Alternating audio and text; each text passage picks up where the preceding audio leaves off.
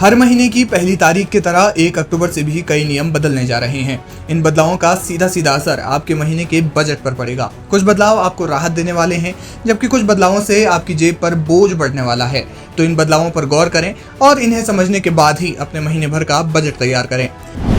सुकन्या समृद्धि योजना से जुड़े ये खाते होंगे बंद। सुकन्या समृद्धि योजना में 1 अक्टूबर से बड़ा बदलाव होने जा रहा है। अब से बेटियों के कानूनी अभिभावक ही उनके खातों का संचालन कर सकेंगे।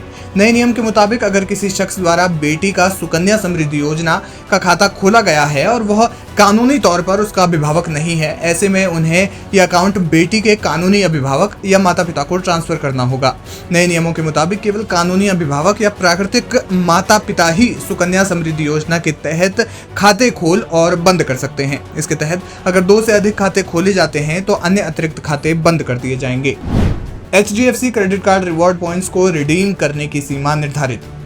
HDFC के क्रेडिट कार्ड के मुताबिक अगर आप HDFC बैंक के क्रेडिट कार्ड धारकों में से एक हैं तो आपके लिए स्मार्ट बॉय प्लेटफॉर्म पर एप्पल के प्रोडक्ट के लिए रिवॉर्ड पॉइंट्स को रिडीम करने की सीमा निर्धारित कर दी गई है।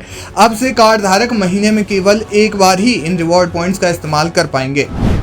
शेयरों के बाय बैंक पर टैक्स। 1 अक्टूबर से शेयरों की बाय बैंक पर भी डिविडेंड की तरह ही शेयर होल्डर लेवल के टैक्स लागू होंगे। इसके अलावा किसी भी कैपिटल गेन या लॉस को कैलकुलेट करते समय इन शेयरों की अधिग्रहण लागत को ध्यान में रखा जाएगा। इस बदलाव से बाय बैंक का ऑप्शन चुनने वाले शेयर होल्डर्स पर टैक्स का बोझ बढ़ जाएगा, क्योंकि अब कैपिटल गेन पर डायरेक्ट टैक्स लगाया जाएगा। पैन आधार से जुड़े नियम। 1 अक्टूबर 2024 से पैन अलॉटमेंट के लिए आवेदन फॉर्म और इनकम टैक्स रिटर्न में आधार एनरोलमेंट आईडी का उल्लेख नहीं किया जा सकेगा। सरकार की ओर से ये कदम डुप्लीकेशन को रोकने के लिए उठाया गया है। केंद्रीय बजट 2024 में उस प्रावधान को रद्द करने का प्रस्ताव रखा गया है जो आधार नंबर के बजाय आधार एनरोलमेंट आईडी का उल्लेख करने की इजाजत देता है। TDS रेट में बदलाव। Section 194DA life insurance policy के लिए पेमेंट। सेक्शन 194G लॉटरी टिकटों की बिक्री पर कमीशन। सेक्शन 194H कमीशन या ब्रोकरेज। सेक्शन 194IB कुछ व्यक्तियों या HUF द्वारा किराए का भुगतान।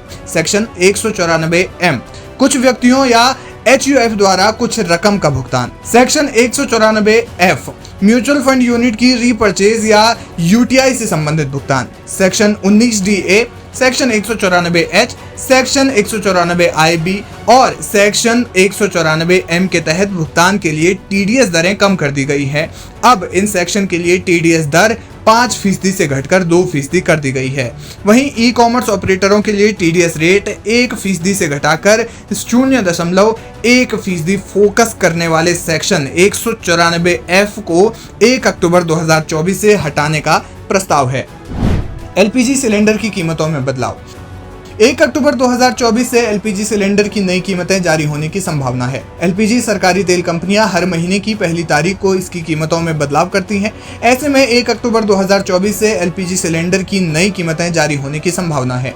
हाल ही में 19 किलो कमर्शियल गैस सिलेंडर की कीमतें उतार चढ़ाव वाली रही है, लेकिन 14 किलो घरेलू सिलेंडर की कीमतें कुछ समय से स्थिर हैं। CNG PNG की कीमतों में बदलाव। 1 अक्टूबर से तेल कंपनियां एयर टरबाइन फ्यूल और CNG PNG की कीमतों में बदलाव कर सकती हैं। नए रेट मंगलवार सुबह 6 बजे से जारी हो सकते हैं। 1 अक्टूबर से कंपनियां नए नियम लागू करने जा रही हैं, जिससे मोबाइल यूजर्स को कई फायदे होंगे। अब यूजर्स अपने क्षेत्र में उपलब्ध नेटवर्क की जानकारी पा सकेंगे और स्पैम कॉल्स कम कर पाएंगे।